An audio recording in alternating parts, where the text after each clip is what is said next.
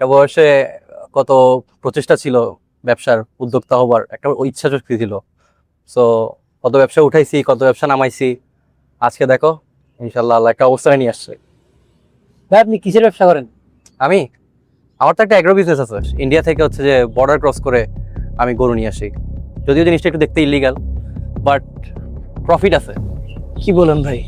আমি যা জানি ইন্ডিয়া থেকে যদি আমি গরু আনি এখানে ব্যবসা করি, এটা তো অনেক রিস্কের, প্লাস ইলিগালের একটা ব্যাপার আছে ভাই। তুমি যদি রিস্ক না নাও তাহলে তো ব্যবসা দাঁড়া করাতে পারবা না। তো আমরা যদি করতে চাই আমাদের থেকে মানে কয় টাকা ইনভেস্ট করতে হতে পারে?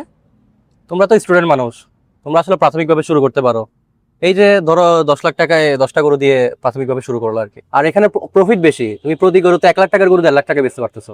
তো এখন মানে 10 লাখ টাকা হলে এটা মানে আমরা 15 লাখ টাকা হ্যাঁ, ইজিলি তোমরা কোরবানির সিজন তো ইজিলি তোমরা বের করে নিতে পারবা। স্যার, কামাল সাহেবের সাথে মিটিংটা আমাদের লেট হয়ে যাচ্ছে। দেরি হয়ে যাচ্ছে? আচ্ছা, আমার একটু উঠতে হবে, তুমি আমার কার্ডটা রাখো। তুমি যদি মনে করো যে বিশ্বস্ত ভাইয়া, যদি তোমার কাছে লাগে পরে আমার সাথে যোগাযোগ করিও।